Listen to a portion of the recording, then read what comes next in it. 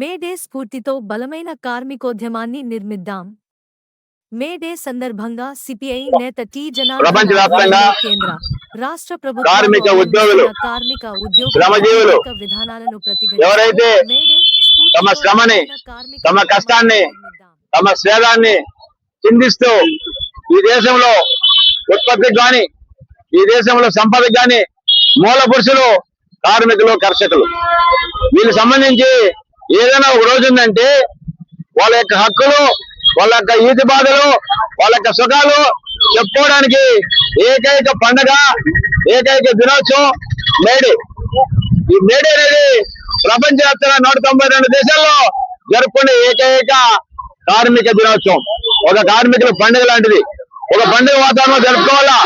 ఇక్కడ పొంగనూరులో కూడా అమాలీస్, autos, municipal workers, RTC employees ఇప్పుడు అన్ని వాళ్ళ యొక్క స్టాండ్ లో జెండాలు ఎగరేశారు. అక్కడంతా కూడా ప్రతిపోయినారు.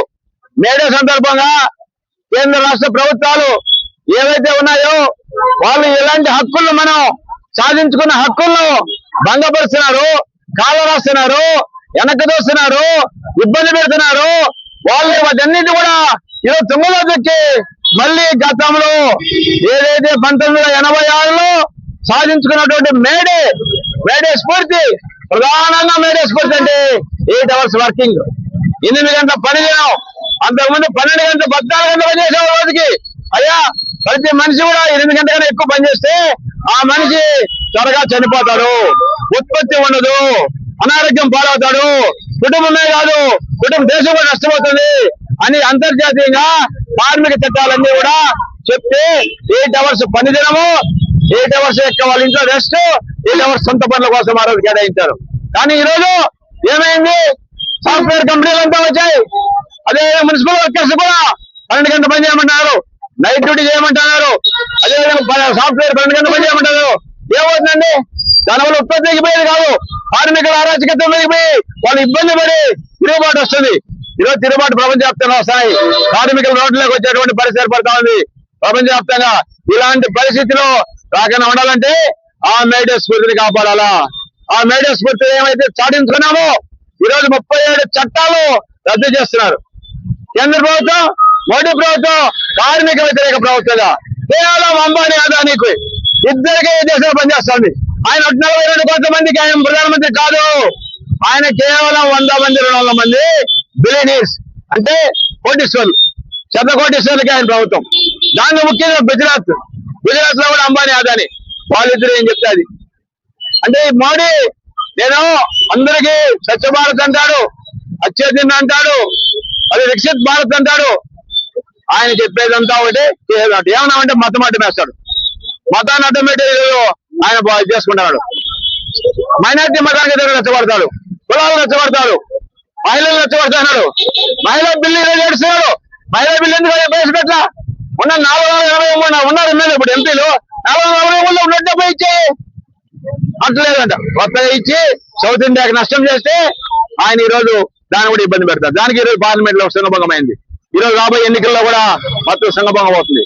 కాబట్టి మోడీ గాని, ఈ రాష్ట్ర ప్రభుత్వం గాని చేసేటువంటి ఇక్కడ హమాలీ వర్కర్స్ ఉన్నారు. దాదాపు 40 ఏళ్ళుగా ఉన్నారు. ఏఐటీసీలో గుర్తింపు కార్డు లేదు, వీళ్ళకి పెన్షన్ లేదు, ఈపీ, పిఎఫ్ లేదు, ఈఎస్ఐ ఉండవు, ఇంటి పట్టాలను జగనన్న కాలనీలో వీళ్ళకు ఉండవు. చంద్రబాబు నాయుడు 3 సెంట్లు అన్నాడు, 3 సెంట్లు రాదు. ఎవరికి ఇస్తారండి? వర్కర్సే ఎక్కువ, ఎవరికి ఇస్తారు జగన్ లేదు? వర్కర్స్ కి, మున్సిపల్ వర్కర్స్ కి, హమాలీ వర్కర్స్ కి వాళ్ళు పిఎఫ్, ఈఎస్ఐ ఉండదు. దారుణంగా ఈ రోజు కేంద్ర రాష్ట్ర ప్రభుత్వాల కార్మికుల హక్కులు కాల్చేస్తుంది. దీనికోసమే ఎర్రజెండా ఆధ్వర్యంలో పొంగనూరు పట్టణంలో గత 2-3 సంవత్సరాల లోపల ఎక్కడ కార్మికులు ఉన్నా కూడా ఎర్రజెండా కింద వస్తారు, ఉద్యమిస్తారు, పోరాడతారు. వచ్చే మేడే నాటికి పొంగనూరు పట్టణంలో ఎక్కడ కూడా కార్మికులకు సమస్య లేకుండా మనంతా కూడా ఒకరికొకరు సమన్వయం చేసుకుంటూ ఉద్యమించి భవిష్యత్తులో ఈ మేడే స్ఫూర్తిని కాపాడుకోవాలా, కార్మిక హక్కులు కాళ్ళకుండా చూసుకోవాలా, కేంద్ర రాష్ట్ర కార్మిక వ్యతిరేక విధానాలు మనం ఉద్యమించాలా. ఆ విధంగా చేయడానికి మీరంతా కూడా ఈ సాయశక్తులుగా సపోర్ట్ చేస్తారని చెప్పి తెలియజేస్తూ ఈ అవకాశం ఇచ్చింది మీ అందరికీ కూడా అభినందనతో తెలియజేస్తాం. కార్మికుల ఐక్యత వర్ధిల్లాలి, కార్మికుల ఐక్యత వర్ధిల్లాలి. మేడే కార్మికులందరూ కలిసి మేడే శుభాకాంక్షలు జరుపుకుంటున్నారు. దేశవ్యాప్తంగా కూడా నేడే షికాగోలో 1986 మే 1వ తారీఖున ఉద్భవించింది. దాదాపు వందల మంది కాల్పులతో చనిపోతే కార్మికుల రక్తమే ఈ రోజు ఎర్ర జెండాగా మనల్ని కాపాడుతా ఉంది. ఈరోజు దేశవ్యాప్తంగా కూడా మేడే జరుపుకుంటున్నారు. ఏమంటే రాష్ట్ర కేంద్ర ప్రభుత్వాలు రెండూ కలిసి కార్మికులు సాధించుకున్న దాదాపు 44 చట్టాలని 4 కోట్లుగా మార్చి కార్మికులు గొంతు కోస్తా ఉన్నారు. కానీ మన ఎర్ర జెండా నాయకులు కూడా పోరాడుతా ఉన్నారు. పోరాడి సాధించుకున్న ఈ 44 చట్టాలని కంపల్సరిగా మళ్ళా యథావిధిగా చేయాలని అందరికీ ఈ మేడే తరపున ధన్యవాదాలు తెలుపుతూ మన కార్మికులకు అన్యాయం జరగకూడదని, ఇంకోటి గొంతెత్తి మాట్లాడే వాళ్ళు ఎవరైనా సరే గొంతు నిలిపేస్తా ఉన్నారు. జర్నలిస్ట్ మాట్లాడితే నేను సంపేస్తా ఉన్నారు. జర్నలిస్ట్ కు చట్టం రావాలి. రాష్ట్ర ప్రభుత్వానికి మేము కేంద్ర ప్రభుత్వానికి విన్నవిస్తా ఉన్నాం. జర్నలిస్ట్ కు చట్టం తీసుకొచ్చి జర్నలిస్ట్ కాపాడాలని చెప్పని కోరుకుంటాను. జర్నలిస్టులు 4వ పిల్లలని చెప్తున్నారు. ఆ 4వ పిల్లల్ని కాపాడాలని చెప్పి కూడా సిపిఐ తరఫున ఏఐటి తరఫున కోరుకుంటాను.